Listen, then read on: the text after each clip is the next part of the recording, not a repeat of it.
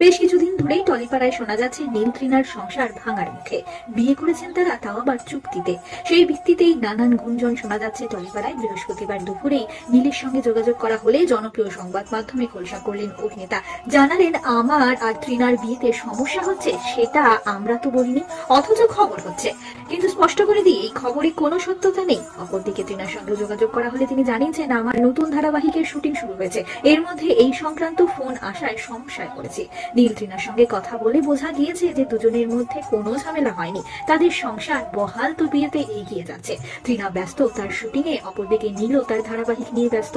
এমনকি Trina shooting floor থেকে phone করে নীল ঠিক মতো লাঞ্চ করছেন কিনা সেই খবরটাও রাখছেন। অভিনেতা নীল জানিয়েছেন, আমাদের চুক্তির বিয়ে নাকি ভাঙছে। চুক্তির বিয়ে কি তাই জানি না, বড় কাজে ব্যস্ত সব সময়। টলিপাড়ার বেশ কয়েকটি পার্টিতে একসঙ্গে পৌঁছতে পারেননি তারা, আর তারপর থেকেই জল্পনার। অভিনেত্রী জানিয়েছেন, হোলি থিমের একটি ফটোশুট করছেন তারা একসঙ্গে। আবার একটি ফ্যাশন শোতেও দেখা যাবে এই তারকা দম্পতিকে একসঙ্গে র্যাম্পে হাঁটতে।